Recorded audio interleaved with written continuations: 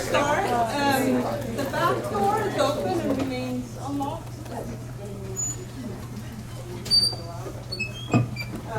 This one's locked. Welcome everyone. It's really lovely to see such a packed room for this very, what I'm sure will be an amazing lecture. My name is Patricia, and I'm a professor in the Department of Film and Media and Spanish and Portuguese, and I'm also the director of the Center for Latin American and Caribbean Studies. Today's lecture is the first this year of the Berkeley Film and Media Seminar, which I'm organizing with my colleague Blackest over here from Film and Media. This is also the first event of a series of events I'm organizing with my colleague Lee Rayford. So you'll see all of this is many collaborations.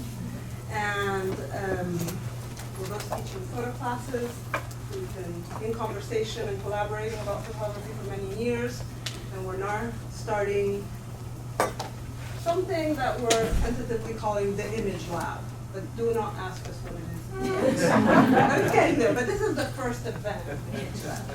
So this is an event that is co-organized by the Department of Film and Media, the Department of African American and African Diaspora Studies.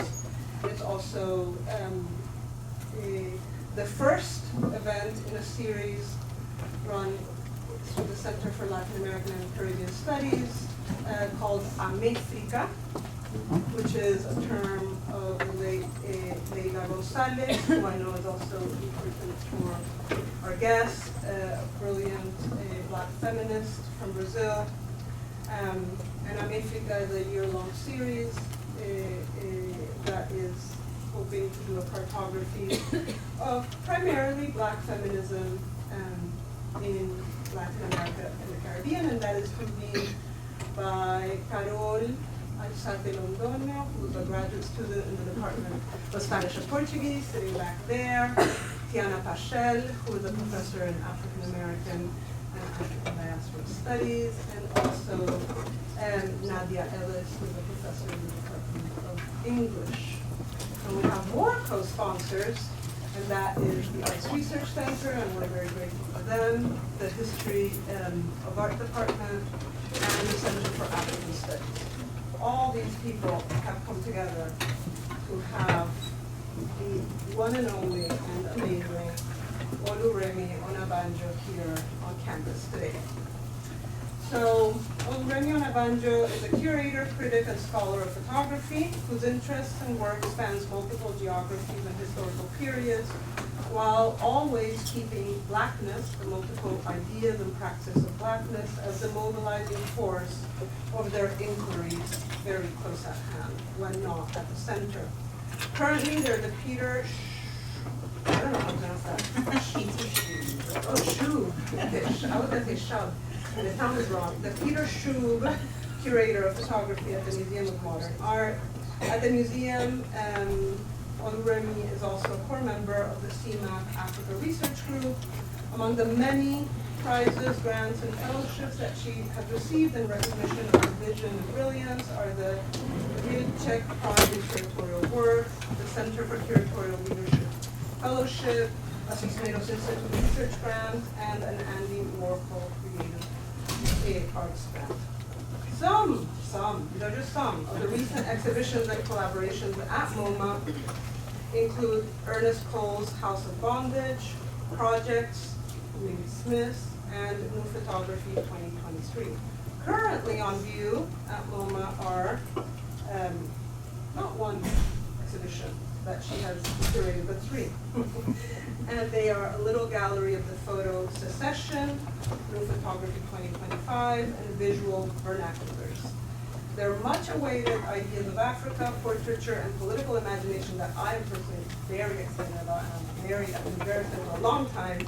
Opens in December of this year and runs through July, I think. Onabanjo is the editor of a number of books, among them Marilyn Nance, Last Days in Lagos, and author of Ming Smith, Invisible Man, Somewhere, Everywhere. She holds a PhD in art history and a BA in African Studies from Columbia University. And then, I don't know what that means. Oh, Master of Science.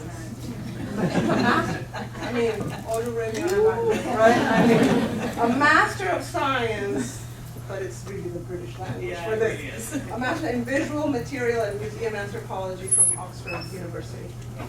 Prior to her appointment at MoMA, Onabanjo worked as Director of Exhibitions and Collections of the Walther Collection and served on the curatorial team of the 8th Triennial Photography at Hamburg in 2022. Now, this trailblazing career, right, is extraordinary in its own right. But in my humble opinion, what is in fact stunning about this trailblazing career is that this incredible resume is carried and crafted by one of the most luminous, thoughtful, caring, and generous people that I know of in the art world today. Please join me in welcoming.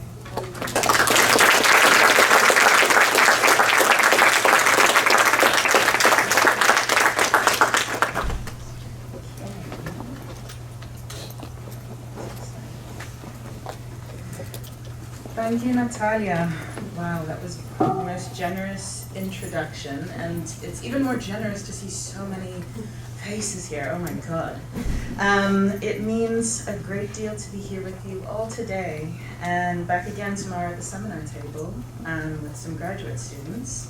I'm extending gratitude to Iggy Cortez, Eve Latendre, Barbara Montana, and Heather Riley for your support in the coordination of my time here.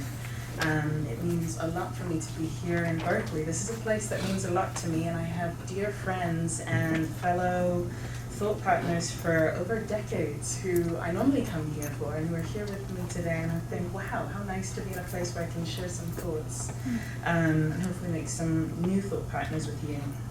So my aim this evening is to share a few strands from a book project that I'm slowly beginning to assemble, following 7 years of research towards my doctoral dissertation, which I defended this past February. So despite the consistent and intense presence of this project in my life, strangely enough, I rarely speak about it, so this place is very precious. And for this you have Natalia Brizuela and Lee Rayford to thank, as I do here. Thank you both for the best kind of invitation. One birth of interest in the quiet, slow, rangy work, where one can give breath, space, and time to slow churning sets of intellectual interests and commitments. So, my remarks this evening are dedicated to the late Koyo Kuo, who was an author, exhibition maker, cultural producer, institution builder, museum director, Pan-African thinker, and Black feminine spiritual force. Her unyielding commitment to artistic experimentation, creative freedom, critical thought, and collective forms of life changed my life, as well as those across many rooms, cities, and hemispheres. So with that, I begin with Bahavinto. Bahavinto, a Yoruba presence in Bahia, moving against the direction from where the wind blows, shifts in the movements of saltwater seas, the sounds of drums summoning deities, the sense of vertigo before the Orisha arrives, those tremulous movements in the bodies of the devoted, a powerful moment of revelation, gripping the body and mind.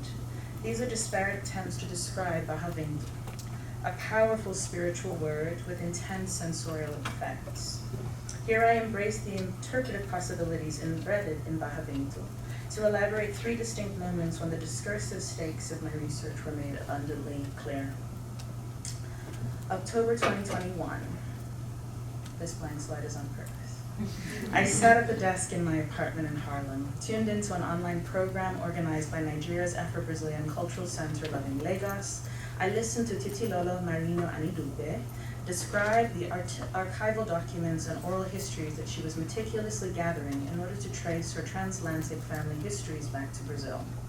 With noise-canceling headphones secured to my head, I frantically took notes of her remarks and made screenshots of the program's active chat, other Afro-Brazilian descendants chiming in to alert the group of their own ancestral connections. Through the auditory fray, a series of successive bangs emitted from the front of my apartment. I opened the door to 12 firemen, asking if I was all right. My landlord had experienced a psychotic episode, pouring a steady stream of gasoline across his kitchen floor above my head, while shouting incendiary expletives at the top of his lungs. In my concentration, I had taken no note of the life-threatening activity abounding above.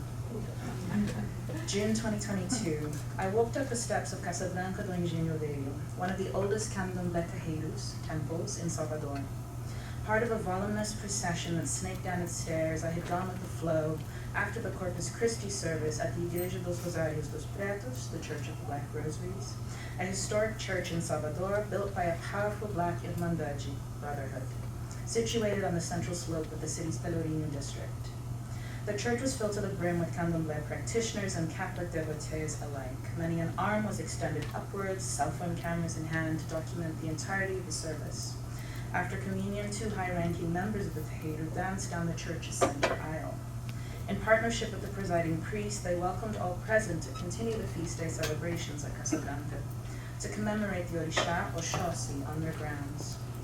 As we all moved up the steps, the rhythms of the drums intensified. I stood behind a woman who began to seize. Her embodied convulsions later clarified as markers of transpossession. A gentleman helped her as she trembled, her spasms interspersed with bouts of exhaustion. June 2023. I sat at the Forte de São Diogo, overlooking Porto de Barra Beach, watching the sunset with 2 friends. It was a difficult research day, spent attempting, yet again unsuccessfully, to get into the photographic archives of the Instituto Feminino da Bahia. As we looked out at the sun-streaked cerulean skies, one of them pointed vaguely into the distance. She mentioned that Porto de Barra was the first place that the Portuguese settled in Salvador, and that an imperious post remained to memorialize their arrival. I couldn't believe her, having spent intensive time over the last few years in the city's libraries and having passed many a sunset on that very beach. I couldn't see the post, I couldn't see the history. She pointed and pointed, still I couldn't see it. Finally, we walked over to the edge of the beach, passing light-hearted beachgoers, coconut sellers, and Black women hawking acarajé. There it was, a limestone pillar backed by a set of Portuguese azulejos, depicting the landing of Brazil's first Governor-General, Tomé de Souza. Plain as day, the colonial history of Bahia, subsumed easily into a picturesque scene on the beach. These 3 instances witness Barravento in different forms: the psychological intensity, the cognitive revelation, the manifestation of heightened embodied knowledge and sonic expression. They also illuminate the transnational, socio-political, and spiritual stakes of writing a critical history of photography, visuality, and Blackness in Bahia. Art historian Leticia Square has said, "One cannot conceive of the history of art as separate from the history of political representation and ideologies." In alignment with Squep's observation and Hilton All's incisive provocation, which I have here, I choose to work at the limits of photographic representation, applying pressure to seemingly stable visual formations to examine how the medium has functioned in tandem and tension with practices of Black struggle, spirituality, and self-determination in Bahia during the 19th and 20th centuries. Integrating an analysis of a wide variety of photographic genres and spiritual contexts, political events, and forms of relation, today I'd like to argue that it is only by attending to these limits, where they reside, what they foreclose, what exists beyond them, that a more nuanced understanding of the connections between Africa and the Americas is possible. In so doing, I provincialize dominant Anglophone and Francophone discursive frameworks of diasporic relation in order to underscore Brazil's central position in the Atlantic world. Bahia, Black Rome, the motherland of Brazil, the blackest city outside of Africa, Brazil's cradle of Afro-Brazilian culture. These are popular monikers for Salvador, a coastal city in Brazil's northeastern state of Bahia, which served as the first capital of Brazil from 1549 to 1763. Due to its historic import and socioeconomic significance, the city often engulfs discussions about the state of Bahia, which occupies a landmass rivaling the size of France, but itself has often been called the Greater Salvador. By the mid-20th century, Bahia's position in the visual imagination of Brazil had solidified so strongly around Salvador that the city became the basis for a sense of regional identity, baianidade. Importantly, the name Bahia is used interchangeably with Salvador to refer to the coastal metropolis, and references to the city of Bahia predate common references to the city of Salvador. In a self-conscious engagement with this linguistic collapse in representational play, I use the terms Bahia and Salvador interchangeably to refer to the city. And some people might say that's the one part of me that's a New Yorker. New York, Salvador, Bahia. Indeed, Salvador often stands in and stands for the state of Bahia, which in turn plays a particular role within the national imagination, as well as the minds of those further afield. Bahia is Brazil's black metropolis. In his 1810 History of Brazil, the Romantic poet, literary scholar, and historian Robert Southey noted that a visitor to Bahia might have supposed himself in Negro land. In 1859, one such traveler, Robert Ave Lallemant, exclaimed almost verbatim, "If one did not know that Bahia is located in Brazil, one could easily imagine it to be an African capital, the residence of a powerful black prince. Everything looks black. Blacks on the beach, blacks in the city, blacks in the low part, blacks in the high city. Everything that runs, shouts, works, everything that transports and carries is black." Offering us a more self-aware reflection, but only slightly, in 1947, the anthropologist Ruth Landis noted how the city of Salvador produced forms and symbols for national chauvinism to cling to, ultimately standing in for representations of blackness throughout Brazil. She observed, "What the Negroes do in Bahia is typical of Brazil. The lyrics and melodies they compose and inspire, the manner of singing, the types of orchestration, the dances, sports, amusements, foods, drinks, dress, literature, the carnival that lasts for months, the forms of religious worship, even the personality and physical beauty of the women are a dear part of Brazil." Now, it's notable that in each of these accounts, blackness in Bahia is rife with percussive rhythms, piquant smells, boisterous movements, and vivid emanations of revelry and spirituality. This is not blackness as the absence of light or synonym for darkness. Rather, these visitors give language to what they perceive as canonical representations of ethnic and cultural blackness, manifest through decidedly colorful, sensual sights that attest to Salvador's visually recognizable connection to Africa, made seemingly self-evident through the city's colossal population of people of African descent. Indeed, for generations, Bahia's ties to the African continent have been consistently articulated through the spheres of arts and culture, solidified through modes of visual representation.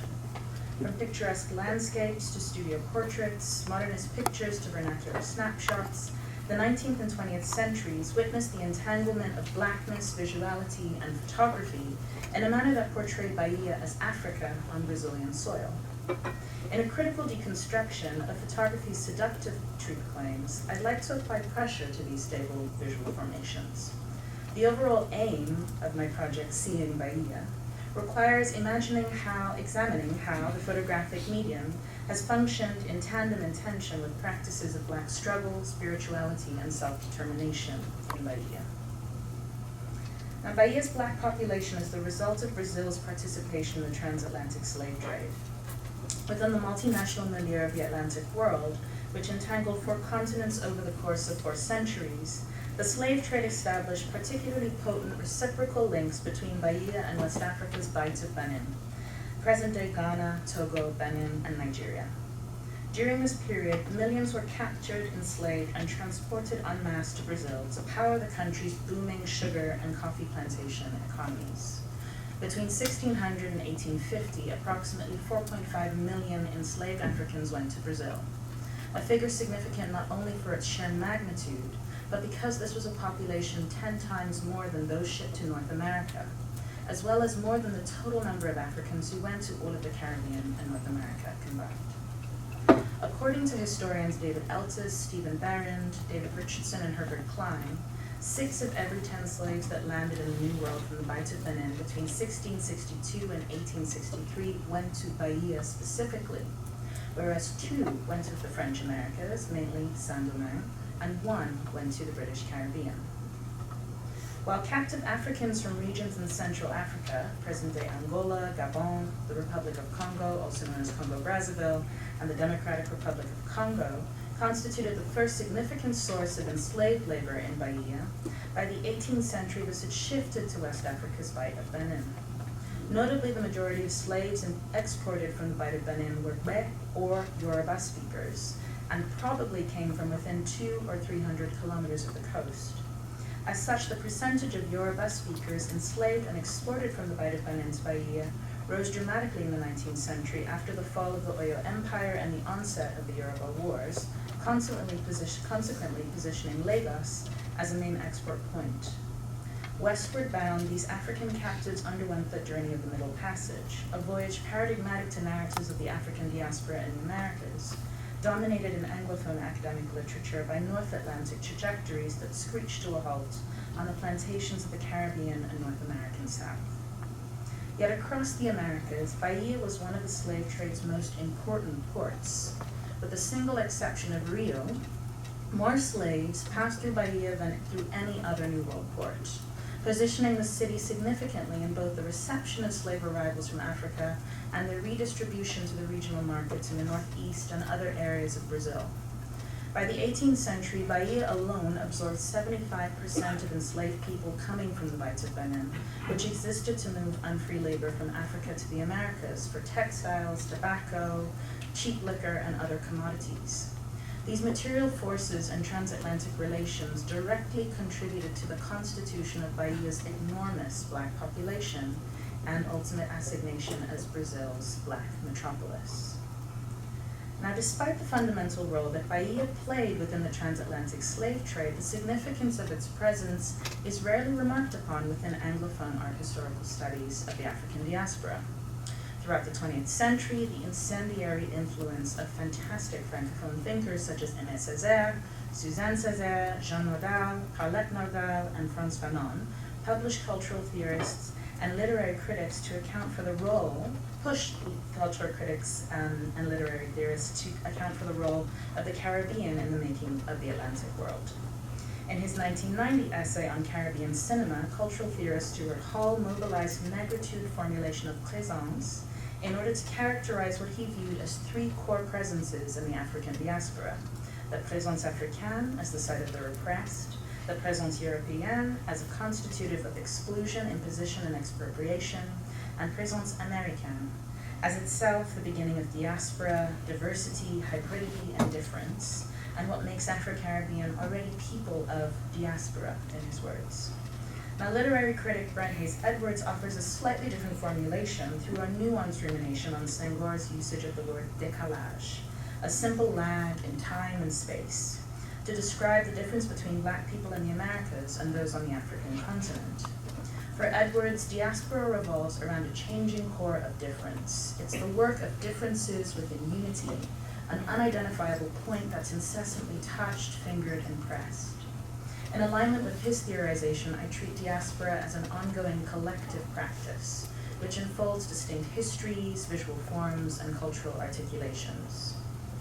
Indeed, Anglophone theories of the African diaspora are haunted by slave ships in passage, moving day and night across the Atlantic Ocean.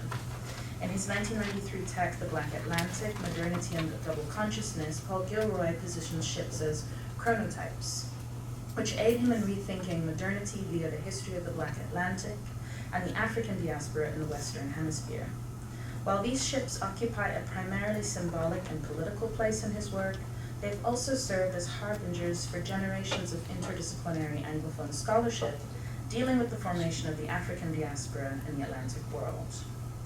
Now, since the 1990s, a critical mass of art historians, anthropologists, sociologists, literary critics, philosophers, and poets alike have returned again and again to the hold of the slave ship as the birth of the African diaspora, generating precarious conditions for black life and death in its wake. In so doing, these thinkers have responded inventively to Gilroy's call to take the Atlantic as one single, complex unit of analysis in their discussion of the modern world, and use it to produce an explicitly transnational and intercultural perspective. In particular, Black feminist and queer scholars have made significant strides in nuancing articulations of self-making and subjectivity in the African diaspora, further expanding the discursive horizons of this transnational field of study. However, these thinkers have centrally structured their vision of the Atlantic world according to the triangular trade between Africa, Europe, and North America. As a result, the risk here is that Black Atlantic loses the broad range of the term diaspora, without replacing it within a contextualized history of transnational cultures in the Western Hemisphere. A key example of these epistemological limits is the case of Brazil, which remains under-theorized within Anglophone art historical studies of the African diaspora, which follow in the wake of Gilroy's Black Atlantic. Art historian Matthew Rary pinpoints the issue at hand by stating, in his focus on English-speaking Black people in the United States, Britain, and the Caribbean, Gilroy's work elided previous scholarship that traced the Black Atlantic's discontinuous cultural flows between Brazil and West Africa, and that foregrounded the study of visual culture in this nexus. As a result, by pursuing discursive paths limited by linguistic boundaries, Anglophone scholars influenced by Gilroy's formulation have overlooked the opportunity to grapple with astounding scope and depth of transnational encounter below the equator, namely between Brazil and Africa's central and western regions. Directly responsive to these epistemological limits, historians Nancy Priscilla-Naro, Roger Santi-Roca, and David Treese have argued for the utility of a lusophone Black Atlantic as an operational discourse. For them, this framework offers ways to consider not only the disjunction within and beyond empire, but also the unexpected connections and reshufflings that emerge from its margins. They assert that the ships do not always sail in the same directions, and like ships, people, words, and values circulated in the most unexpected ways.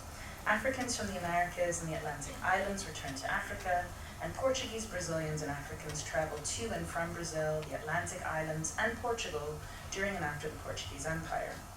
Indeed, research on the diaspora also demands that we recast dominant ideas about the Atlantic world, and when it comes to the Southern Atlantic, practices of enslavement, resistance, return, and freedom look rather different. For example, as Atlantic historian Kim Butler observes, the sea route out of Salvador is one of the most celebrated passages to African freedom in the world of Atlantic slavery. Throughout the 19th century, manumitted Africans traveled to the West African coast from Brazil, expanding the parameters and prerogatives of freedom with crisscrossing journeys that continued into the early 20th century. When grappling with the sheer scale of Bahia's position in the transatlantic slave trade, and understanding the reciprocal relations engendered between Brazil and Africa, the definitive rupture symbolized by the door of no return is slightly different. As a counterpoint to North Atlantic-centric art historical discourses of the diaspora, at its core, my interpretive focus asserts the foundational role of Brazil in the Atlantic world. In so doing, I provincialize dominant Anglophone characterizations of the Black Atlantic in order to take up art historical processes, theoretical perspectives, and interpretive issues which exceed these frames of the diaspora. Blackness in Brazil. Now, the history of racial blackness in Brazil is complex to say the least. Historian Deborah Valoma has noted, flexible to the point of ambiguity, race in Brazil is difficult to measure. In sharp contrast to the one-drop rule that governs notions of race within the United States, generations of so-called racial blending in Brazil have produced a bevy of terms used to describe an individual's appearance. An effective visual synecdoche for the problematics of interracial relations is a painting by Modesto Brocos entitled A Redenção do Cão, in English, Ham's Redemption. This is an interpretation of branqueamento, or whitening, as a means of biblical redemption for the descendants of Ham, who was cursed by his father Noah for looking upon his father while naked. But also, importantly, historian Rafael Cardozo notes it's a plausible contender for the title of the most racist image ever made in Brazil. In Brocco's work, the sinister side of racial democracy becomes evident through the depth visualization of branqueamento, a process of miscegenation through which the nation as nuclear family provides a teleology of assimilation, ever moving towards its full realization, whitening, in the always postponed white future. A work that has been deftly deconstructed by a number of Brazilian art historians, A Redenção do Cão positions the grandmother, baby, and mother as linked by the overlap of bodies and hands in a chain of generational descent from black to white. Here, whiteness is a purportedly divine gift, bestowed from above through the conception of a child who is the fruit of strategic interracial sexual relations. At its core, Broca's painting suggests that if insistently enacted, the process of branqueamento will ultimately succeed, offering both a sense of social ascendancy and epidermal lightening in the process. In both manifestations, blackness is extinguished, banished to the generational past. Through this deceptive blurring of the color line, through a racist formulation of assimilation through miscegenation, Brazil became a recurring topic of interest for scholars of political science, sociology, and cultural studies during the 20th century. As Denise Ferreira da Silva notes, traditionally, sociological analyses of race relations in Brazil, though acknowledging the existence of socioeconomic inequalities, have portrayed Brazilian society as the perfect example of racial assimilation. In no small part, succumbing to the myth of racial democracy, even as they profess to address it on its own terms, some academics have gone so far as to dismiss claims of anti-black racism in Brazil as the product of US cultural imperialism.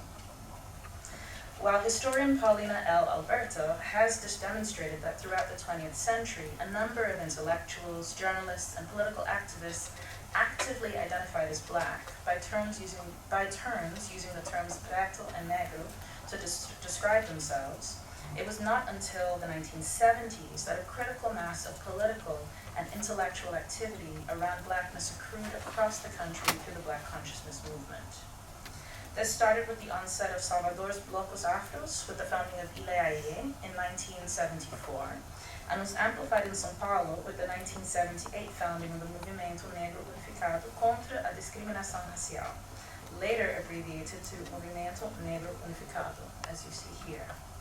Following this explosion of black movement work, the most recent generation of art historians of the African diaspora in Brazil have tended to congregate around the second half of the 20th century.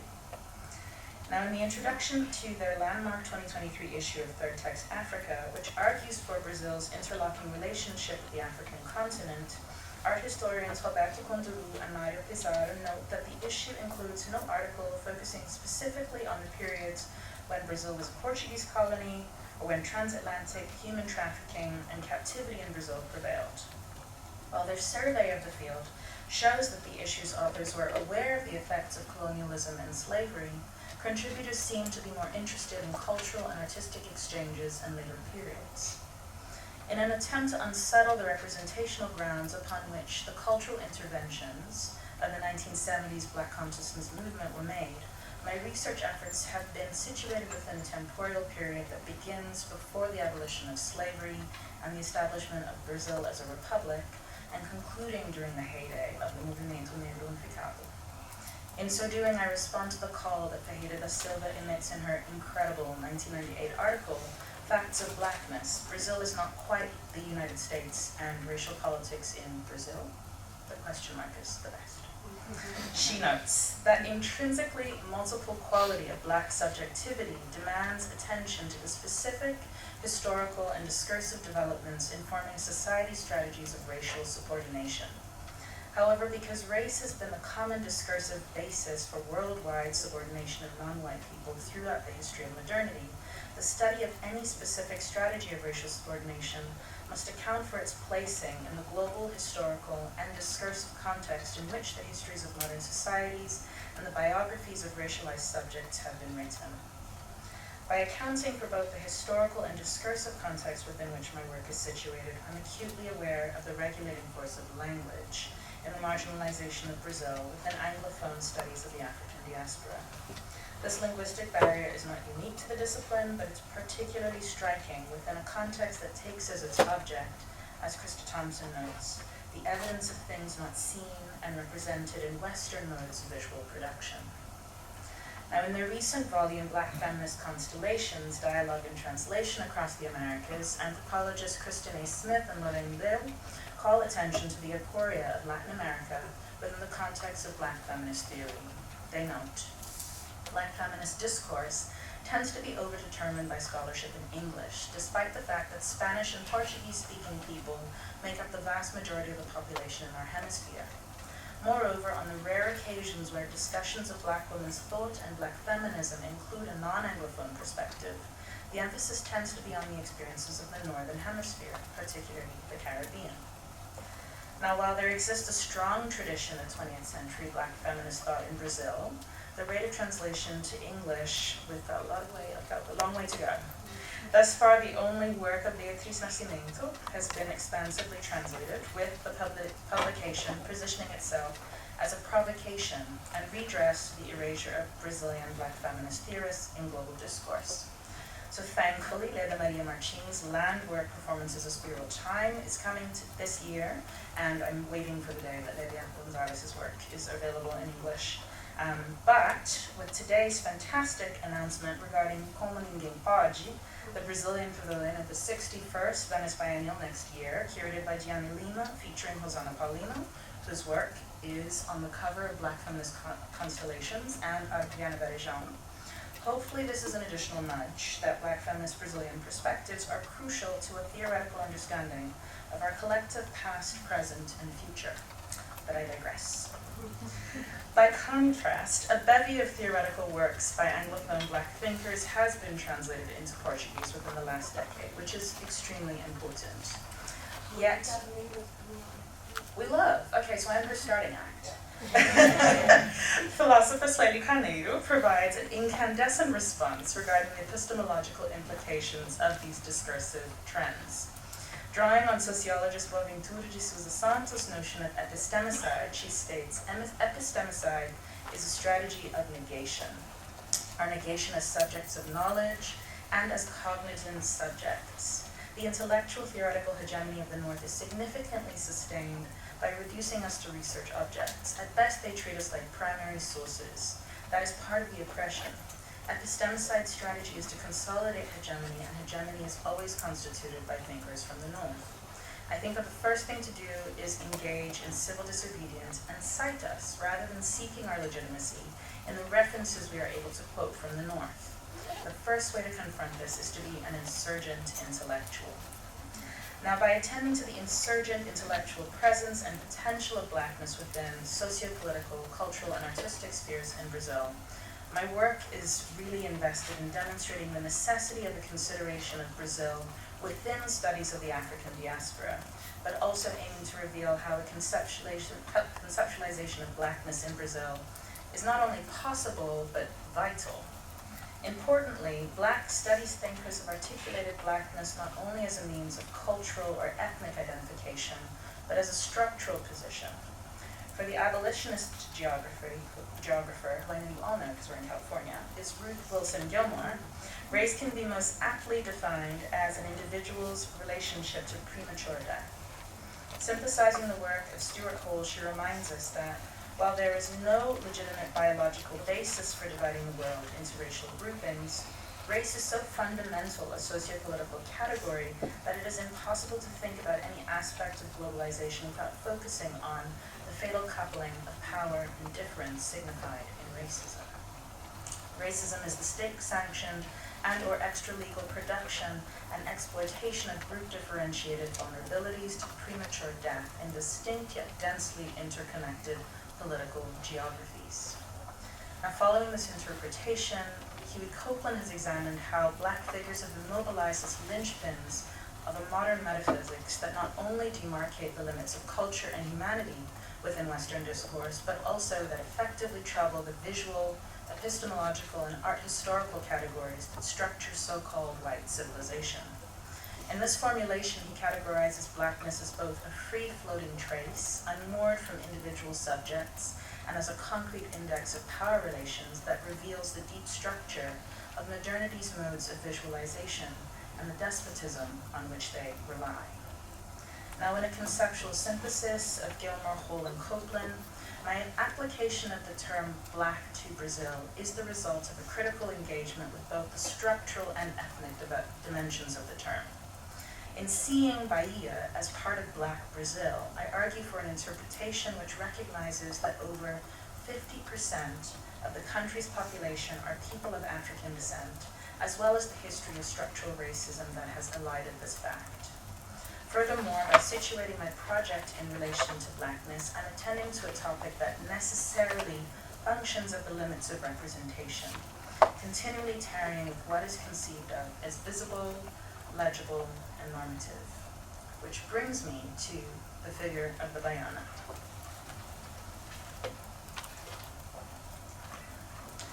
So, when I say 1888, what do you think about?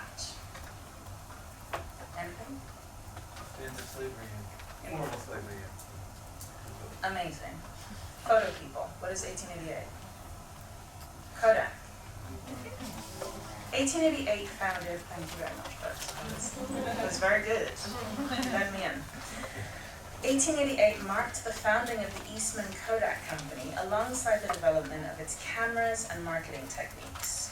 By the following year, over 1.5 million roll film cameras had reached the hands of amateur shutterbugs, ushering in a veritable explosion of photographic production.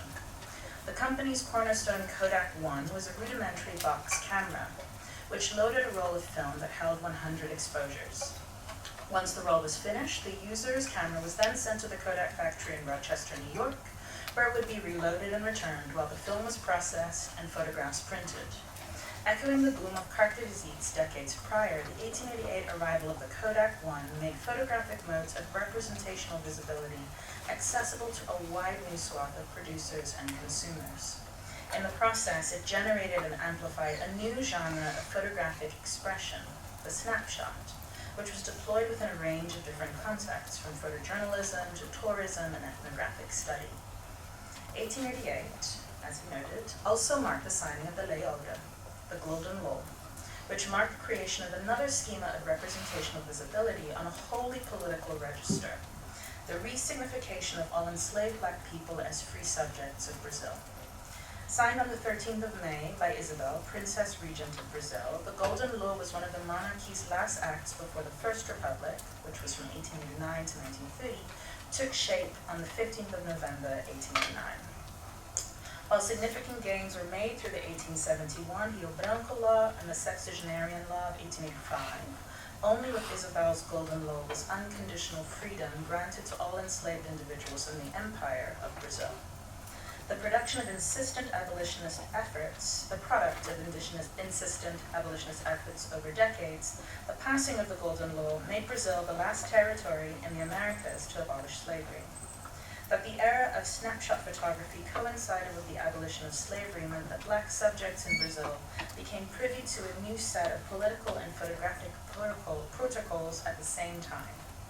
A vision of the new nation's body politic was swiftly emerging, cleanly captured through the photographic frame. Within this context, Bahia played a fundamental role in the national story of modern identity, represented specifically through the bodies of baianas, women from Bahia. While the Portuguese word, baiana, refers to a woman that hails from this northeastern state, inclusive of all ethnic, cultural, or racial modes of identification, the term also sustains significant symbolic charge in relation to Bahia's position in Brazil's visual imaginary. During the early decades of the 20th century, the term baiana came to be associated with visual representations of Black women across the country, articulated and amplified effectively through the medium of photography. While undoubtedly connected to this regional form of identification, my aim here is to unpack the construction of the baiana as a photographic archetype. Now, on the 28th of January, 1866, a cartoon by Henrique Fleus appeared on the bottom of page 3040 of Rio de Janeiro's Semana Ilustrada.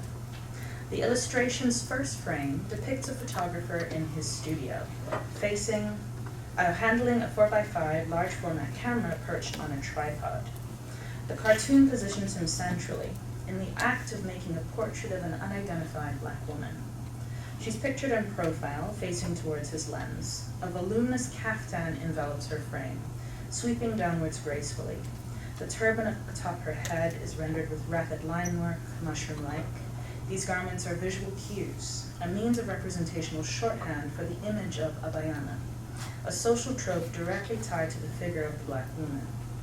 Below the illustration, the caption reads, I'll say in Portuguese first, then in English, fotógrafo, assim, quando eu abrir isto, você olha para dentro do vidro. The second, agora, 1, 2, 3, 4, photographer. Okay, when I open this, you look through the lens. Now, 1, 2, 3, 4. Rather than sitting still for the exposure to fix her image, the second frame portrays the black woman out of her seat, standing opposite the photographer and his apparatus, her face pressed up against the glass of the camera lens. The punchline of this racist joke is its portrayal of a woman's seeming ignorance. She does not know the difference between looking as a photographic subject and looking as a photographic author. However, a feminist reading of this encounter, sensitive to the limits of photographic representation and focused on the black woman's subjectivity rather than her domination, exposes the cartoon's rich interpretive potential. Instead of staying still so she can be seen photographically, the subject adopts an active stance and physically returns the camera's gaze. Yet a complete role reversal is impossible. All that can be done is the nullification of the exposure, resulting in the complete occlusion of her form. This illustration of a failed studio portrait provides instructive historical and interpretive insights. During the late 19th century, the photographic studio was a social space that engendered the production, circulation, and consumption of black women's images across Brazil. These photographic encounters were mediated by prevailing social views of black people as inferior, positioned as degenerate presences within the country's unique structure of racial identification. As such, the nature of Brazil's slave society informed all forms of visual culture and artistic production involving a black model. Within this context, the figure of a black woman held a particular position. Whether portrayed in paint or ink, through graphite or glass plate negative, depictions of negras, black women, were mediated through a mixture of fact and fantasy that by turns was pathologized and romanticizing their presences. There is early precedent for representations of black women as symbols of financial and maternal labor in Brazil. An early 18th century watercolor by the Luso-Italian artist Carlos Julião for the Portuguese crown portrays a pair of black women food vendors encountering one another amid gently rolling verdant dunes. Perhaps on their way to or from the market, they each carried black children on their backs, secured safely by panos da costa, which are these striped materials that you see, secured tightly across their chest.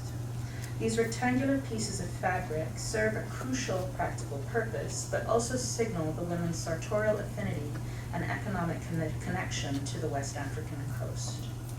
Panos da costa meaning material from the coast. Both figures have their hair wrapped in turbans, atop of which they hold significant load.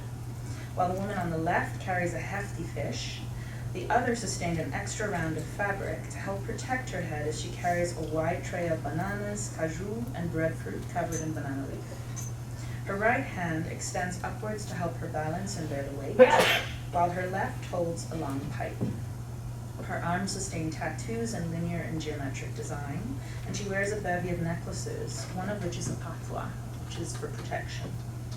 Around her hips is a round of fabric to which a collection of medallions and amulets is tied.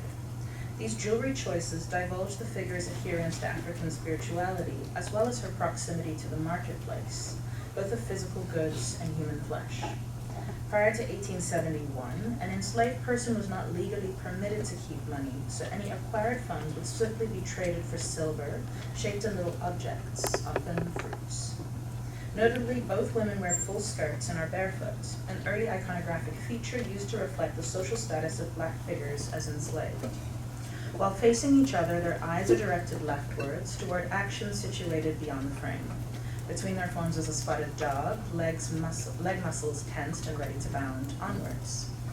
A painting by Antonio Ferrigno, made during the early years of the First Republic, attests to the continuity of these forms of black women's labor and visual representation in the post-abolition era.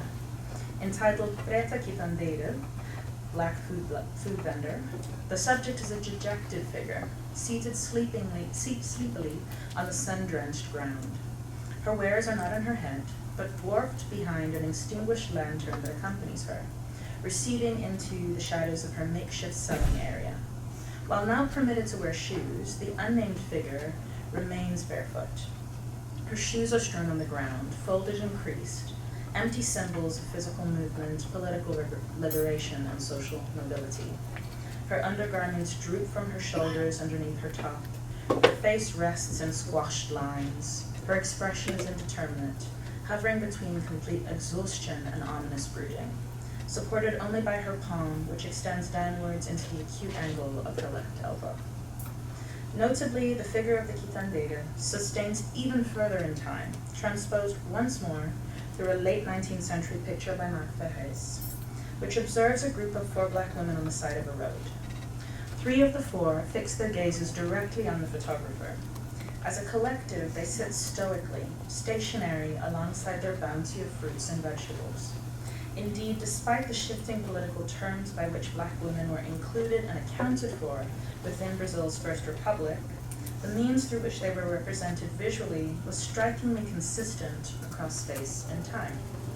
As historian Don Aids has observed, the types, poses, and costumes popular among earlier travelers and artists deeply informed the extent to which the documentary art of photography constructed its subjects according to existing stereotypes.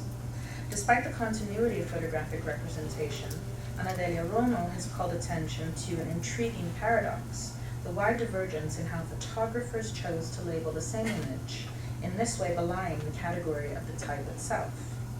Consider another Ferrez photograph, this time made within the controlled formal environment of his photographic studio. Again, the figure of the black working woman appears, simultaneously engaging in formal entrepreneurship and material labor and the maternal labor of childcare. The horizontal lines of her pano da costa enfold her torso and secure her infant to her back. Atop her head is an impeccably organized heap of bananas, resembling a mammoth sunflower blooming from her crown. The image is entitled Negra com a sua criança, Black Woman with Her Son, Salvador, Bahia, calling attention to the racial identities and regional location of the subjects present in the picture plane. While maintaining the photograph's formal composition and chosen subjects, Ferrez's contemporary Rodolfo Lindemann made an almost identical photograph into a carte de visite, but instead identified the figure as vendedora de frutas, fruit vendor, no doubt in recognition of her visible relationship to the city's informal economy. Indeed, amid the 19th century's rapidly circulating visual economy, there was little to no consistency in the identification of black women's images in Brazil. As Roman has identified, the studio of Alberto Inchil, headquartered in Recife, with offices both in Salvador and Rio by 1870, sidestepped such distinctions by labeling photographs of Afro-Brazilian women simply Bahia, feminizing and racializing the whole state. Inchil's prolific output alone guaranteed the construction of the baiana as a recognizable photographic type, with his pictures pushing the fictional limits of tourism photography and exoticization of the baiana with every frame. Intriguingly, art historian Maya Jimenez notes that some black women from Bahia participated in their own commodification and proudly circulated these photographs amongst themselves, the very same images that tourists coveted as memorabilia. Through the process of pervasive production, circulation, and consumption, these black women became photographic icons. Now, according to Marita Sturken and Lisa Cartwright, an icon is an image or person that refers to something beyond its individual components, something or someone that acquires symbolic significance. Here, a viewer experiences such a deep level of familiarity with the icon that its resonance sustains beyond its original context. The icon has limitless mobility. As a result, iconic images can be translated and transplanted to new arenas that both displace the specificity of that individual subject, but also suspend the concepts, emotions, or sentiments of their contexts. As photography historian Nicole Fleetwood succinctly terms it, the image's specificity is now an abstraction that can circulate throughout public culture, carrying both the weight of historical narrative and a decontextualized, vague strain of its pastness. Indeed, while signaling Bahia in name, by the turn of the century, the image of the baiana often exceeded the physical and geographic context of Bahia. Yet, in this expansion of qualifying geographic scope, the social trope maintains its connection to laboring Black womanhood. Importantly, the iconography surrounding Black women's images that accrued photographically during the 19th century, which were then consolidated and appropriated globally into the figure of baiana during the 20th century, was situated at the nexus of fashion, commerce, and spirituality. Within this context, the construction of the baiana as a photographic archetype was rooted in the public presence of a significant population of enslaved and freed women who worked and walked on the streets of Rio de Janeiro, Pernambuco, and Bahia. Prior to abolition in 1888, fugitive slave advertisements and travelers' accounts alike deployed the word baiana to characterize the sartorial choices of Black women, suggesting that this manner of dressing was recognizable and adopted within and beyond the limits of the state of Bahia. Yet it is difficult to clearly identify the precise moment at which the words quitandeira gave way to baiana. Given the inconsistency and interchangeability of terms used by photographers, as I displayed, and artists to describe laboring Black women, it's also unclear who was the first to engender the use of the word baiana to refer to images of ambulatory laboring Black women, whether from Bahia or beyond. Given this very variation of terms between the 17th and 19th centuries, I speculate that the formation of the baiana as a social trope started to take hold during the initial decades of the 20th century, coinciding with the institutionalization of candomblé, which generated heightened sociopolitical visibility for key Black women spiritual leaders, known as Ialorixás, and the efforts of the Vargas regime to valorize and folkloricize Black culture in Bahia as part of a vision of Brazil as harmonious, inclusive, multicultural, and technicolor, racial, democratic nation-state. Now, as Ruth Lange noted in her landmark 1947 ethnography, The City of Women, in an attempt to recast the legacy of slavery, during the 1930s, the Bahian state invested in appropriating cultural figures once stigmatized by the slave past into symbols of cultural richness, attracting tourism and resources both within Brazil and internationally.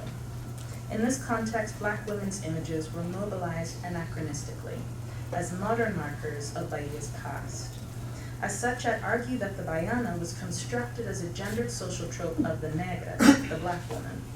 Two remarkable studio portraits of unidentified negras de Bahia by Marc Ferrez provide rich entry points through which to detect the formation of the Black woman as the iconic image of the baiana. Both situated in Ferrez's studio, each woman is elegantly positioned, seated centrally in the picture plane. They each sport an opulent white lace blouse, heavily starched long skirts, a delicate head tie or abundant turban, and a prolific collection of jewelry. Also present is an impeccably stitched pano da costa, which for one sitter is visible on the back of her chair, but for the other is strewn across one shoulder and back, framing her torso elegantly through diagonal lines. In both pictures, the opulence of the woman's clothing is of utmost photographic interest, and as such is rendered in crisp focus. A sense of dignity and grandeur radiates from these sitters, and one woman is positioned in a manner to suggest deep thought, leaning slightly forward on a side table mostly occluded from the frame. Her right hand frames her face, with her index finger perched on her temple, initiating a diagonal slope downwards, creating an acute angle closing at her elbow. The lines of her high cheekbones are echoed by the pendulous ropes of her eleques, her beads. The woman's gaze extends diagonally, moving beyond the frame into the middle distance, bypassing the photographer in the process. By contrast, the other woman meets Ferrez's lens directly. This photographic composition emphasizes organic curves, ranging from the folds of her cloud-like turban, the rounds of her cheeks, the bended wood of her seat, the bowed shape of her shoulders, and the tiny bulbous bag she grips with her right arm. Neither smiling nor stiff, she stares intently at the camera lens. An ineffable expression sits heavily on her face, a sitter both completely accessible yet simultaneously obscure. Despite the markedly different poses and photographic strategies deployed to accentuate their respective appearances, each woman is deeply situated within the space of the studio, deliberately posed to display specific modes of presentation and presence, each becoming the image of the baiana. A rare group of salted paper prints attest to the unique traces sustained by mobile studio portraits at various junctures of their social lives. Collected by the Swiss-German photographer and collector Ernest during his travels in Bahia during the fledgling post-abolition years of 1888 to 1891, these striking photographs are full-body studies of black women in portrait studios, adopting a series of static postures. I'd like to call your attention to the example on the far right, by now perhaps a familiar sight, a standing woman with a woven basket balanced on her head, in an extension of the iconography of the food vendor and a symbolic nod to these women's habitual forms of labor and movement throughout the streets of Salvador, or maybe elsewhere. Notably, these prints feature elements of graphically oriented hand coloring. The result is a group of layered artful compositions. The painter's focus in each case recurs, emphasizing the woman's attire through the application of bold color and the articulation of volume and shadow on the same items of clothing: her turban, her skirt, and her pano da pasta. While not imaged here, all prints are mounted on a stiff colored board, either hunter green or cobalt, with a collector's stamp with red ink on the mount suggesting the purpose of display. Whether collected as carte de visite, memorabilia, or artfully handled as saltpaper prints, the protocols of the photographic medium within the studio context contributed to the homogenization of available postures and poses of black women therein. In the process, the baiana was constructed as a social trope, marginalizing the specific subjectivities, circumstances, and experiences of various sitters in the process. The intermedial transposition and experimentation with black women's images was epitomized formally in the making of A Negra, a key work in the oeuvre of modernist painter Tarsila do Amaral. An abstract painting that orchestrates a bold balance between rectilinear and curvilinear lines, A Negra distills the image of the black woman into a series of ovular umber forms. In so doing, the composition is an exercise in exaggeration, distorting the subject beyond the point of anthropomorphic recognition. Stripping the black woman of her clothing and hair, Amaral's painting elongates the figure's right breast into a drooping mass. It hangs over her right arm, which extends across her trunk. Curving downwards at the waist, the figure's hand faces her left breast, flattening the space completely. Her folded arms frame her crossed legs. Fingers and toes are rendered in the same size, sans nails, to initiate a sense of proximity and interchangeability across limbs. The result is a painting of a so-called primitive subject, an image of the black woman that is disquieting. Yet completely contained, the subject is flanked by rectilinear lines of indigo, cyan, coffee cream, and hunter green. One of the possible sources for A Negra was a photograph, likely made in the 1920s, of a woman working at the Amaral's family farm. Regarding her inspiration and underlying motivations for the work, the artist provides a telling reflection. One of the most successful paintings I exhibited in Europe is called A Negra, because I have reoccurring memories of having seen one of those old female slaves when I was a 5 or 6 year old, you know? A female slave lived on our fazenda, farm, and she had droopy lips and enormous breasts because, I was later told, in those days, black women used to tie rocks to their breasts in order to lengthen them, and then they would sling them back over their shoulders to breastfeed the children they were carrying on their backs. In this description, do Amaral reveals a fascinating temporal lapse. She refers to a black woman as a slave during the post-abolition era. Importantly, she also suggests an investment in the preta, through her description of the black woman's body as a hardy, ghastly site of reproductive and physical labor. At the turn of the century and sustaining well into the 20th century, pretas were domestic figures employed across Brazil who breastfed and cared for the children of elite white families alongside their own. As a social archetype, the preta occupied a position relegated to domestic spaces, rather than the public streets well-trodden by baianas. Nevertheless, both figures were privy to particular forms of physical presentation and exoticized serviceability. During the 1920s, a campaign for the erection of a monument of the Preta gathered momentum in mainstream publications in Rio de Janeiro and the black press of São Paulo as an expression of nostalgia, not just for the subservience of blacks in the traditional patriarchal Brazilian family, but for that multiracial hierarchical family itself as the cornerstone of a disappearing social order. A 19th century album belonging to the family of Augusto Frederico de Meirão, and as a sidebar, if you've ever been to the Bahia, the album I'm showing you is the family that owned the land upon which Bahia is now situated. So this album serves as an instructive example of photographic representations of mais pretas within the context of Bahia. Veritably teeming with pictures of these black wet nurses, here they appear on single-page spreads as quiet laboring presences in family group portraits and isolated figures in the act of infant care. In both cases, shouldering the domestic labors fundamental to the functioning of a white, wealthy family. Ostensibly a record of the Meirão's clan's experiences in Salvador, this dense album is also an accretion of visual material that reveals the family's perceptions of the city they called home. It includes a vast selection of photographic genres, all painstakingly paced into a clear, evenly paced layout. Across double-page spreads, pictures of mais pretas appear alongside Salvador's sprawling seaside vistas and dense coastal vegetation, bouncing their battling white charges. Here, the black woman as image completes a visual impression of the city from the perspective of the affluent white landowner, where her maternal labor is naturalized, as reliable effect as the city's blue skies. Similar compositions as these appear, and at times, precisely the same mais preta figure, you see, appear in another album, this time compiled by a crew member of the USS Atlanta, hulled by E.C. Pendleton during its voyage from the 14th of August to the 25th of September in 1901, across the states of Bahia, Pernambuco, Pará, Maranhão, Ceará, Rio Grande do Norte, Paraíba, and Alagoas. Notably, the spreads of this album, dedicated to views of Bahia, are similarly inhabited by black women. Overall, more intense in its materiality, each page is packed to the brim with textures ranging from a bevy of photographic, print media, and sculptural sources. The archive fever that likely struck the compiler is visible, featuring a liberal amount of annotations, newspaper cutouts, and overall written commentary.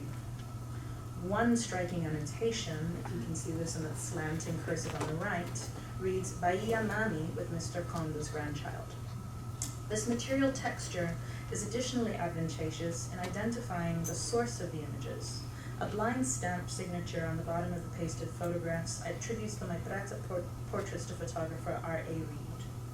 But the same kinds of compositions, and even the very same images, could appear across the pages of a wealthy soteropolitano, people from Bahia, family album, and an American sailor's naval tour memento, attest to the ubiquity of the black woman as image, both in and of Bahia.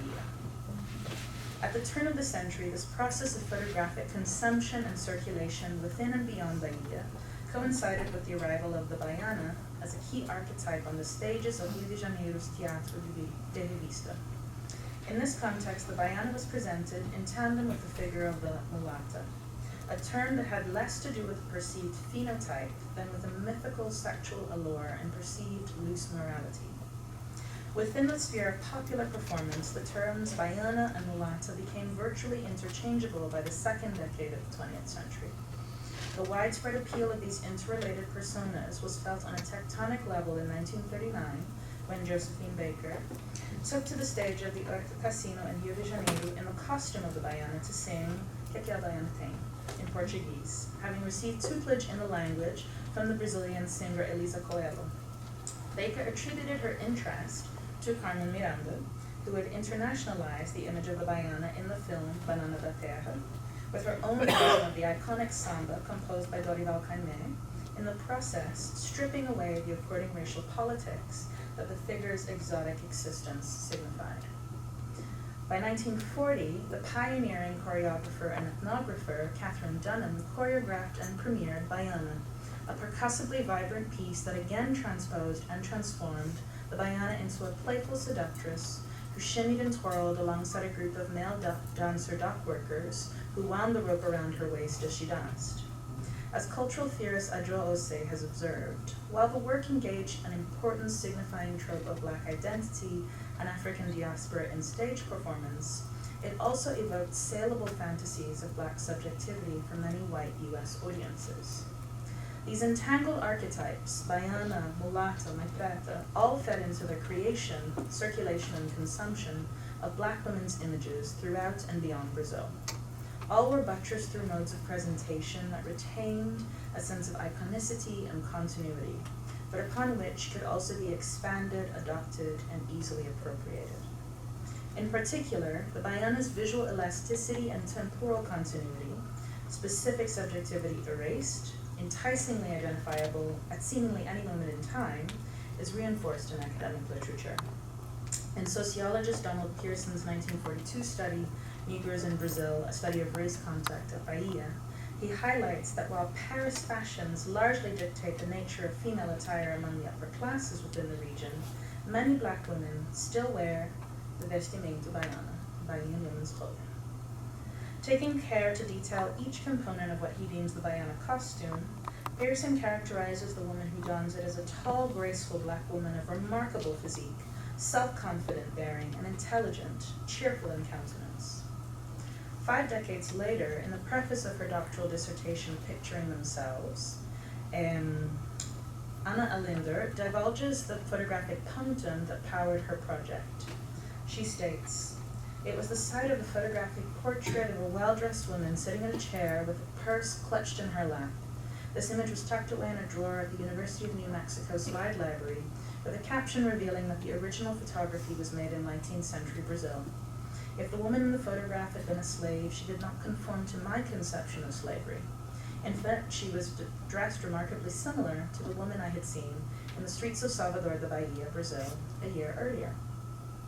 In her reading, Alinder conforms to the essentializing notion of the baiana as an iconic figure, an archetypical image of the Black woman, which sustains across bodies, regions, and centuries.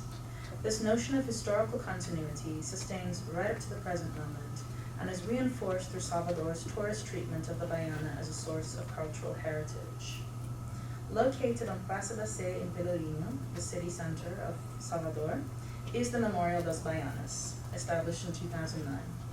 Just steps away from acarajé stalls where boisterous women are selling coconut water, a larger-than-life sculpture of a baiana flanks the entryway of a small museum that holds a multi-layered installation integrating textiles, archival material, jewelry, culinary implements, and importantly, photographic portraits of the baiana. In form and function, the memorial works to deconstruct and distill the figure of the baiana down to her constituent parts. Yet it does so with varying levels of critical engagement with the means through which this figure appears. The aim here is for deep recognition and celebration of the figure, but not much more. As a result, the memorial forecloses an opportunity to reckon with the fullness of experience embodied by the vast community of working women contained over centuries by the visual marker of baiana. In contrast, as I hope this evening's remarks have demonstrated, I'm interested in offering alternative modes of interpretation. By deconstructing the figure of the baiana as a gendered social trope of the racially coded negra, linked by terms to the seductive mulata and maternal preta, I have revealed the notions of iconicity and continuity that reinforce the baiana's representational relevance, making her presence implicit in the circulation and interpretation of Black women's images. Indeed, propagated through the enterprising efforts of photographers during the 19th and 20th centuries, the figure of the baiana became a powerful social synecdoche for Black women's images, collapsing the social experiences of women across Brazil into one visual category, further solidifying the connection between Bahia and Blackness in the process. In so doing, the baiana as image of Black womanhood became a visual cognate for the laboring food vendor, but also the Orixá of the Candomblé terreiro, or temple, immobilizing the expressive corporeal spaces that these women actively cultivated. Within the physical and discursive frame of the photograph, the baiana became an icon, ready to be adopted, circulated, and transposed to other contexts. This rampant circulation of the baiana generated an implicit tension with regards to Black women's authorial and discursive power within Candomblé Hills, as it was within these Black geographies, at the limits of photographic representation, where these women really thrive. Thank you.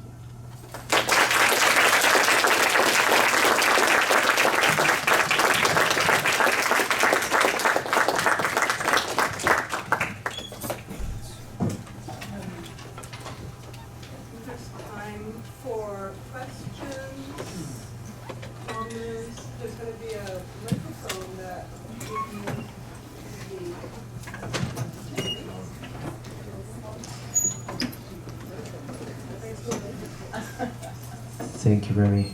I'm Tell me your name. Emilio, Nice. Professor. I'm really interested in the photographs of the preta in contrast with the similar kind of photography, the hidden mother photography of the time, a similar time period. Because in those cases, it's speculated, for people that don't know, it's the hidden mothers that are behind holding the child, also because of the times of photography, to kind of keep the baby in place.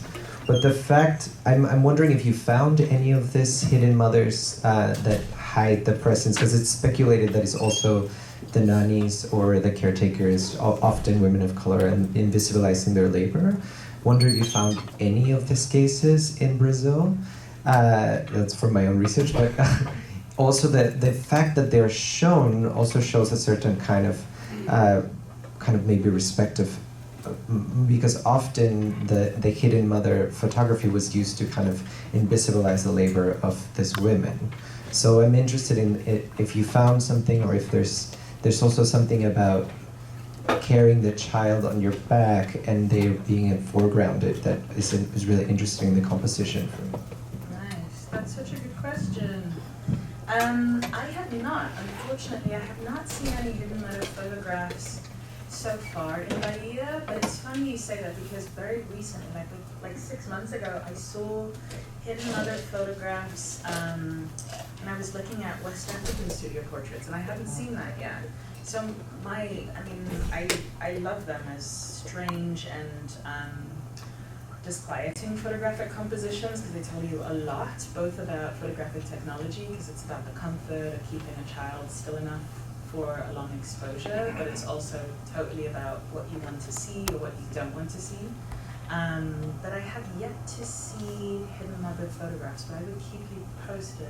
I wouldn't be surprised. I mean, one thing that I found in my research is just how much material is available and how many parallels one finds if you're looking across different contexts. So there were, like, I'm sure everyone felt this, these are images that you may not have seen before, but they feel kind of familiar in some ways, right? There's a story that a history of photography is being told in the 19th, 20th centuries, which is very transnational. So I wouldn't be surprised if I saw them, but I have yet to find them. Does that help?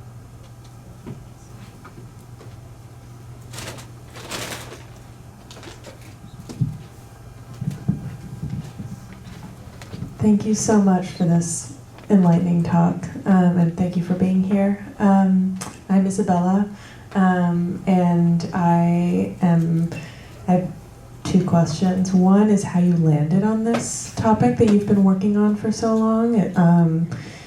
Did you find an image in an archive at some point and it led you on this path? And then the other question is, I'm curious if we have any accounts from the voices of these women themselves, either in writing or oral histories or illustration or something else. It seems like their images are memorialized and seen in many different locations and contexts, but I'm curious if we have any of their sort of vocal accounts as well. Nice. Two really good questions. I'll answer the second one first because it's more clear. So it's funny, this was like a dream invitation, because as I mentioned, I very rarely get to talk about this material, and so as you can tell, I'm a bit of a maximalist intellectually, so I wanted to make sure I was as thorough in introducing the key terms of my project and giving one kind of full case study for this context, but as you may have picked up towards the end of my remarks, I'm kind of leading you to what the real heart of the chapter that this comes from, which is the context of candomblé, and that is where Black women's perspectives are all over the place. I mean, their oral histories, their written histories are incredibly rich. Like the matriarchy, the drama, the performance, the way they're engaging histories of photography is super sophisticated and has a strong relationship to studies of performance. And so, in fact, a big part of my research is really about foregrounding the perspectives of generations of women who you can name, who can identify, who occupy this position. But in order to do that, I kind of had to get rid of this pesky thing that people kept talking about, the baiana. And I mean, to talk about baiana as a type, it's so strong, as you can see. And it's something that, funnily enough, in my research, people take for granted. So I just thought, let me do an iconographic tracing. Like, when do people start talking about this thing? So that's why I thought it was useful for this context, but I have a lot to say about many of the women's perspectives within Bahia. And maybe just to give a hint, I focus a lot on three extremely significant, some might say hegemonic, Yoruba-oriented terreiros, Ilha Axé ao Profundiar, Gantuara, and Castelo Branco do Engenho Velho, whose stairs you saw I showed in the beginning. So those three terreiros are extremely significant to a history of studying candomblé in Bahia, to a history of studying spirituality at large, to understanding how the city works. And so I oriented a lot of my research spending time with women in those three spaces and understanding how they related to photography. So it's totally something, stay tuned. How I landed on the project was through lots of failure. So I started my dissertation wanting to work on Eshu Eledbara. Does anyone know who that is? So that is a Yoruba Orisha who's considered a trickster figure. For people who work on like African American literature, Henry Louis Gates signifying monkey, he's dealing with Eshu as a figure. And I had done my BA on histories of photography in South Africa, thinking through the problem of the apartheid era as like a temporal category. Did my MA on colonial archives in the Union of Katanga in Congo, but of course ended up working a lot in Belgium, because colonial archives, and had wanted to work on West Africa because literally my parents were like, you work on all these parts of the African continent, you're Nigerian, why are you not studying Yoruba, why have you not done something about Nigeria? So I was like, okay, maybe I'll do my dissertation on this philosophical, extremely nimble, shape-shifting figure. And then I spent a summer in Nigeria, and everyone thought I was a devil worshipper because Eshu, unfortunately, has a pesky category of being demonized. And so I was just running into all these problems. And I was walking through the Aguda Quarter, which is the Afro-Brazilian quarter in Lagos, with my uncle who was an architect, lamenting about how like nobody wanted to talk to me and how it was so complicated. And he was like, but you've been studying Portuguese for years for fun, because I studied Portuguese for fun. And he was like, you do know we're walking through this quarter, like there's a strong history of Brazil and Lagos, why don't you do something like that? And you love photography. There's your project, finished. And literally he handed me my dissertation project. I went to my advisor, I was like, I'm sorry, we're not doing Eshu anymore. She was really upset, I was really upset. And then I started working on this. And at first I thought it was gonna be something that really looked between Lagos and Bahia. And I was getting things, funnily enough, for Lagos, for something that happens a century later on Festac, that ended up being a book called Marilyn Mann's Last Day in Lagos. So I was like, okay, I can do the Lagos thing there. But in fact, as I kept researching, I was like, oh, this feels right on for a dissertation project because it can be ambitious, and it's making a case, as you can tell, for like Anglophone studies of the Black Atlantic that are sensitive to what's happening below the equator.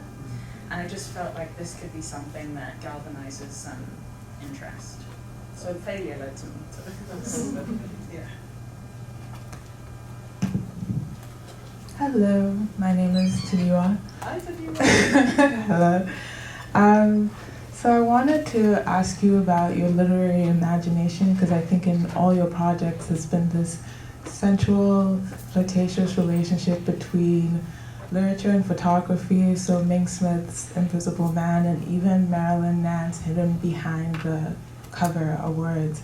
And so I was thrilled as a narcissistic literary scholar that you began in the beginning of this with the word, not the image.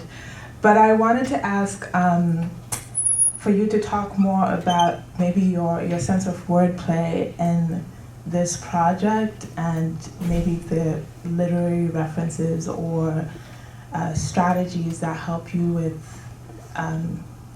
just thinking about photography. And also in terms of hide and seek, throughout the talk, the word black came up so much, and then it's not in your title. And so as an audience member, I was now projecting, should I project the word black on seeing, on Bahia, on women? And then I was also thinking, oh, like the play of diaspora is always, like the diaspora wars are always about who identifies with the word black or not. And also then it's a linguistic war too of black is an Anglophone word, but what about the other folks, all the other black folks who don't speak English? What do they kind of think about this word? So I just, yeah, the two-part question is, what is your sense of wordplay in terms of how it lets you kind of enter and shape your thinking about photography, and just why is the word black not in this title? Yeah, I mean, you kind of answered the question for me, which is like, I mean, I feel I'll address the point of literature, which I think you totally understand. I think that investment in literature is both formal and theoretical. I think that to position oneself as someone who is invested in a tradition of black feminist theory is to be invested in literature, because it is about narrative, it's about writing, and it's about looking at texts from different perspectives and disenchanting them and reanimating them in ways that are extremely compelling, and I find that across contexts. So Denise Carrascosa, who is a black feminist theorist who works in literature, her conceptualization of the Atlantic world is really important to me. But I was also reading Ana Maria Gonçalves' O Dever Tuticor, which is an incredible epic literary piece that actually tells you a lot about the history of the Atlantic world, especially in Bahia. And I was just reading, I was reading a lot across sources, and because I love language and I think that it allows us to do different things to photograph. So of course, I'm trained as an art historian, I'm sorry. But I also find that engaging with different forms of description can let you get somewhere that a classic formal visual analysis cannot. So I was reading ekphrastic forms of analysis of image, I was reading poetic readings of images, I was spending a lot of time with different writers, going on walks with them, like talking through my process, and I think that just seeps into the project. And then for why is black not in the title, it's kind of because of this, and you can see I tried to be as sensitive as I could in an oral context here by foregrounding Portuguese words, and in this case it's like more portuguese in the spirit of Lady Gonzalez, which is like black articulations, preta, the word of that, being the thing that operates or mobilizes my key theoretical formulations, and then I give you the English after. So to foreground that is really important to me in this project. And I also feel like black is present and absent, right? It is, when you're from within it, it is like air, it's the thing you breathe, you like articulate it in particular forms, but I don't know how to do that within an English context, like that's telling about a talk, without ossifying it with our expectation about what that is. So I wanted the way you encounter and contend with blackness to be really from within this context, and I felt that's how I do that in a talk, rather than you come to it thinking it's on the record. Does that make sense?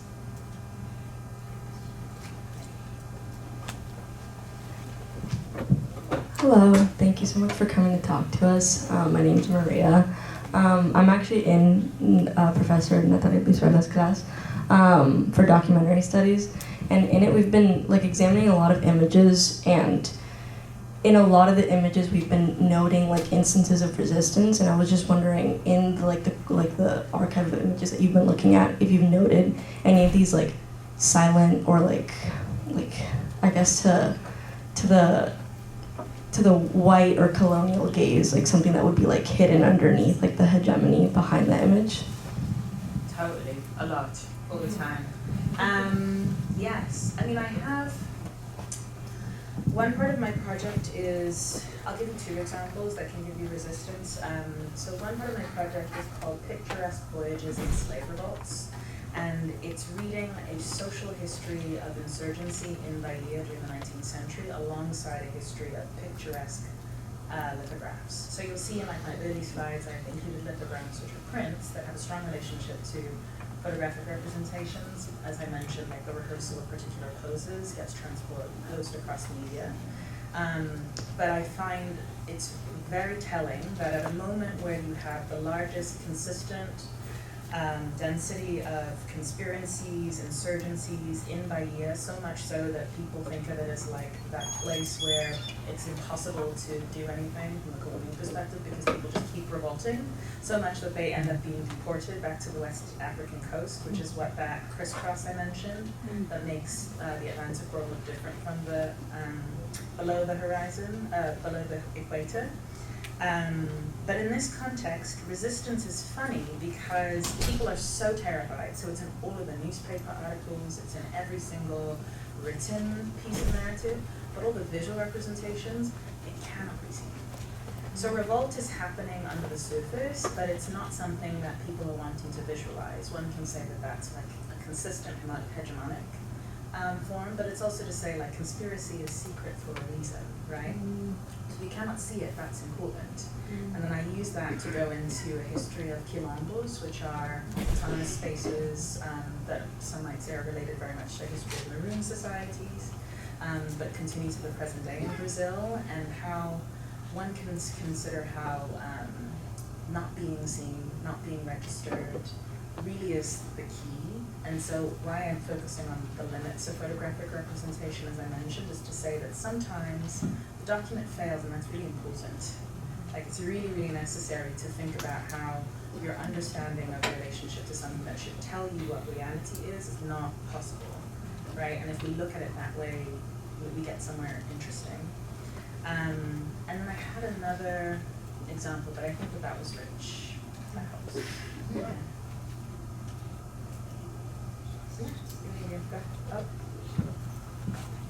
I probably shouldn't take the mic, but thank you so much, Remy. I want to go back to the women who were circulating these images amongst themselves and ask you, I guess, sort of two questions. One is, can you tell us a bit more about the women in your study, how their engagement with photography, as whether, you know, the kind of working with or beyond or against these, you know, the colonial structures, strictures of the medium, and what, you know, what does their experience, as sort of going back to that Hilton Alls quote at the start, right, thinking about what that experience, what that knowledge then leads to a mode of perception and engagement with photography. And then the second part of that question about the circulation is, I'm wondering a little bit about the contemporary circulation of some of these images. And I know that nostalgia has been a key term and an area of inquiry in a lot of your work, particularly around colonial archives. And so how, you know, how do we make sense of nostalgia and the kind of desire for some of these images in our contemporary moment? These, you know, beautiful women, their sumptuous clothes, their steely gazes, right, as a certain kind of connection to a past that is, you know, that we might long for. Thank you. Those are such good questions. So I'll say that an example exactly that you picked up against the grain is that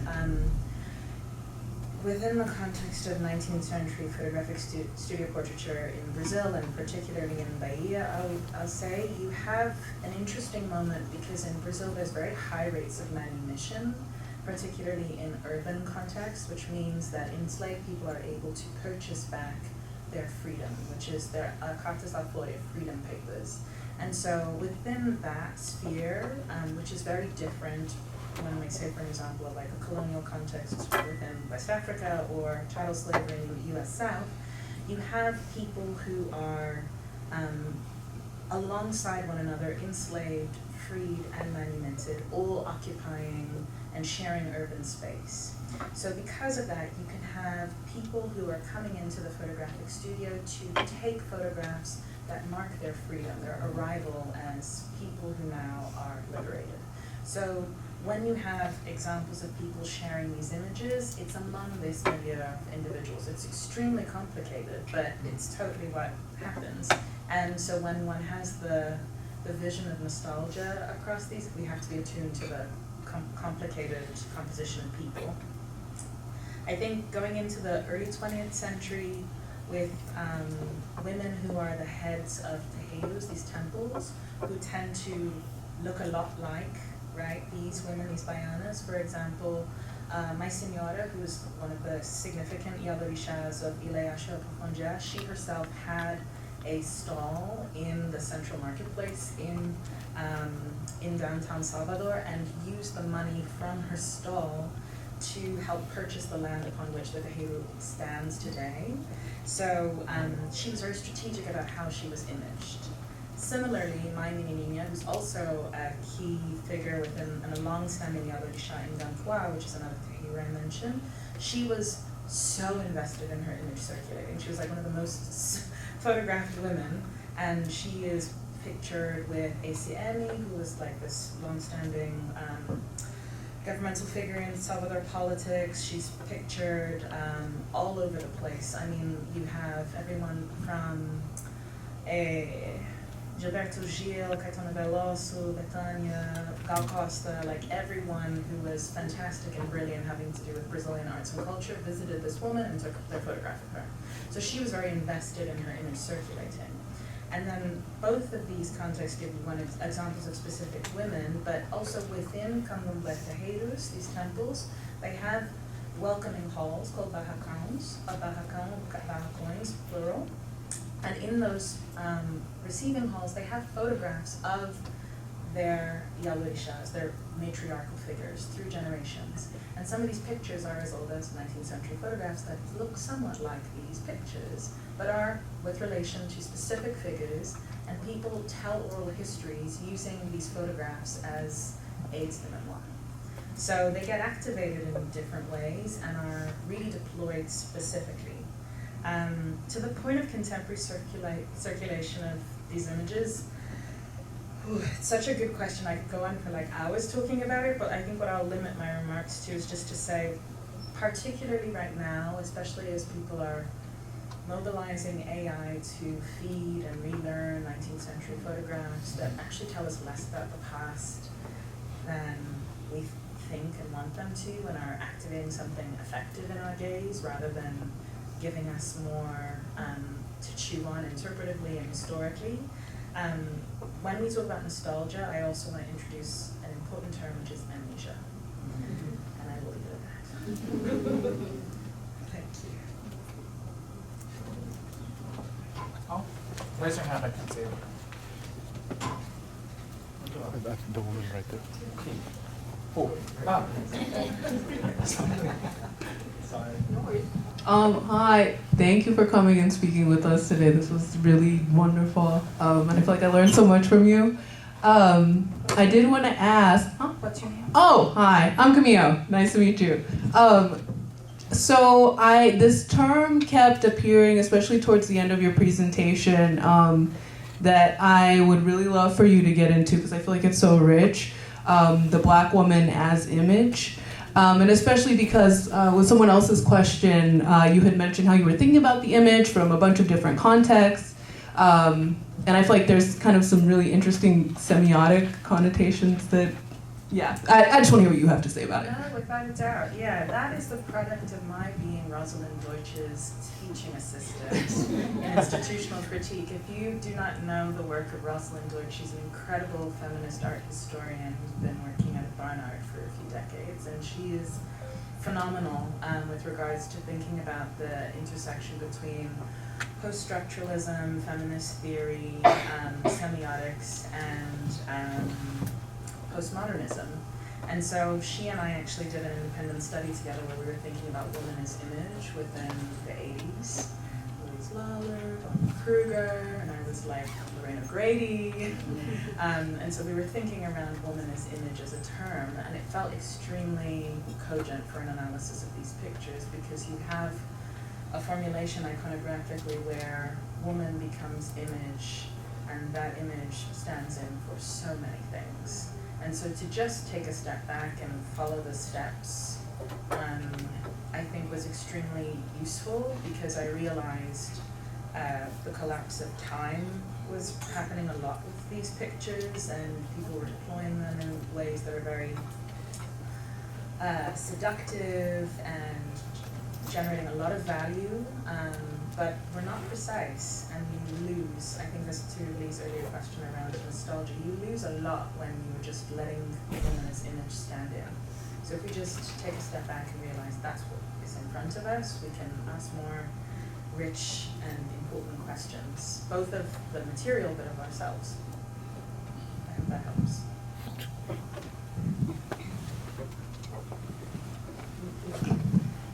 Thank you so much, Remy, for that amazing talk. I had been thinking a lot about temporality in your talk, and as you were just saying, the woman as image and the black woman as image. In the archive you showed us and the genealogy, that you get to the candomblé terreiro, but you leave that out for now. It's in the rest of the chapter, you said. But that same image, as you said, right, of the baiana is the image of the women who lead the candomblé terreiros. And on the one side, then you have this figure, this black woman as image, who is perpetually tied to labor, as you showed. She can only be labor. Regardless of the abolition of slavery, she can only be always labor, and laboring towards a whitening of the population, even as she's being a mãe preta and carrying that white child. In a way, it echoes the first painting you showed. But then on the other side, so that's kind of a frozen temporality of incessant labor. And then on the other side, the archive you didn't talk about, but this archive of resistance, right? And the same figure that appears in the candomblé, that temporality links that woman to Africa. Because that is the power and the ongoing power of candomblé and Yoruba practices, right? Not only in Bahia. And so it seems like that figure condenses and collapses impossible temporalities. So I just wanted to hear you talk about that figure and its temporalities. Yeah, that's such a good question. I couldn't agree more. And I think this is why, I don't know, that for me it's such a, I think working with Bahia and being attentive to its position in a transnational context is extremely rich, but as you can see, once you start pulling one thread, everything starts unraveling. And so as I'm working through this next part of the chapter, I'm trying to resituate it with regards to a larger audience. I think this is totally one of my biggest challenges, because when you have, you're working with, at least for me, I was working with many methodological approaches. One is thinking about archival records, colonial records, tourist accounts, bureaucratic narratives, and then it's also thinking about contested oral histories and traditions. And the historiography within the context of these cajeros is extremely rich. People are always fighting about which generation is coming first and how someone could be someone's sister rather than someone's mother, and that has significant implications for how time unfolds. But I think the point you make around how Africa functions within the context of the terreiro is really, really important because specifically with the 3 Yoruba terreiros that I was working on, which I must say also are like considered as extremely hegemonic extremely hegemonic sources for both ethnography and art history. But I was interested in them for that reason because they are overdetermined. So why do we look at things that are overdetermined and continue to engage them and give them more value? But they all, at some point, note their power and their source as having direct proximity to the African continent. And so that comes not only because of the way waves of enslaved people were arriving within Brazil at the end of towards the mid to the late 19th century, and that's because the more recent quote-unquote people arriving were the closest to the source, whereas people who had come generations and had been within the context of Brazil, which in my opinion, and I think Leda Maria Martins and a number of fantastic scholars have made the case for Central Africa's relationship to Brazil being extremely deep. Congo-Angolano traditions are extremely important, but Yoruba practice gets extremely overdetermined within the context of Bahia because of these 3 terreiros and their recency of their connection to the African continent. So here Africa functions, and this probably picks up in the show I'm working on, as idea. It functions as land, it functions as context, but it's also idea that helps consolidate political power and cultural authority within the space of Bahia. So that gives a little bit towards that really rich question, but I think what I could say is, like, I'm attempting at just giving contours that hopefully I can continue doing for decades and other people can prove me wrong. Okay, it's almost 7 p.m. and there's one last question. Is it okay if we ask one last question? It's one of the students.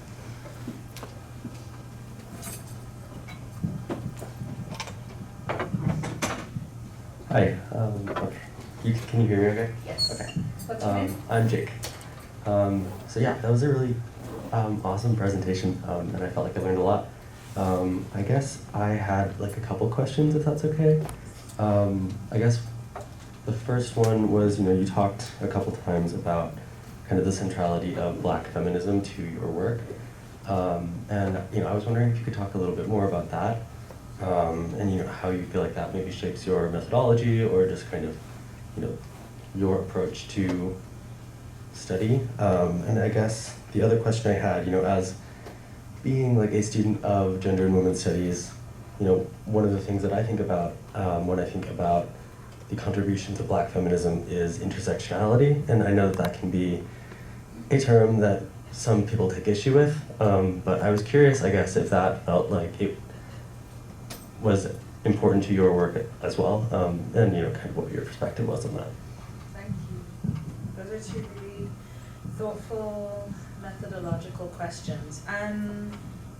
Yes, I mean, I think Tadiwa's question kind of hinted a little bit at like what it means to work with Black feminist principles in the work, and I think that's just, it informs the kind of questions you ask, it informs the text you engage with, what you see as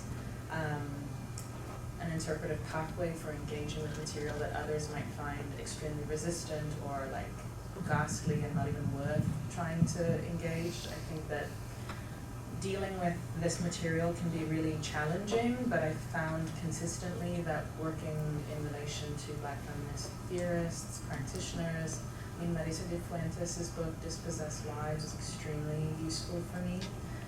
In this book, I mentioned Denise Carrascosa, Cynthia Hartman, of course. I mean, the list goes on, but I think in particular what was really kind of a revelation for me, I had a reading group / reading tutor with a dear friend of mine called Laszlo, who's a choreographer, and she's Brazilian. It was during the first 2 years of lockdown where we read Black Brazilian feminist theory aloud, because I was trying to work on my Portuguese, and she was like, I want to read these texts. So it was a way for me to really understand how someone like Beatriz Nascimento, who was working around the notion of the quilombo, was also giving us a way to think around method, around language and space and geography that I found resonated a lot actually with Ruth Wilson Gilmore's work that comes decades later. And the fact that Beatriz Nascimento is her work is concurrent with Epigias Nascimento, who also works on Quilombo. So I was just seeing a lot of exciting work in Portuguese that I was like, oh my gosh, this is amazing. I have a whole bunch of new tools to work with. And so that really kind of was exciting for dealing with questions around visuality, but also dealing with the photographic medium, how to read things, how to look at things. And then I think, yes, I mean, intersectionality is always important, without a doubt. I think I use it less in the juridical perspective, like context from which that comes, but more in a like out of the radical combined collective sense, perhaps. And then I also was thinking a lot about women on the continent who were feminist theorists and problematizing notions of gender. So Ifeoma Dume and Oye Ronke Oyewumi. I think I was interested in how they were dealing with inventing women or male daughters, female husbands. I was interested in, how the prompt of transnational thought can really be articulated on every front, and really putting my money where my mouth is. If I'm a Nigerian who believes in really thinking about the global south as actively participating in the Atlantic world, one has to read and engage with these scholars. Thank you all.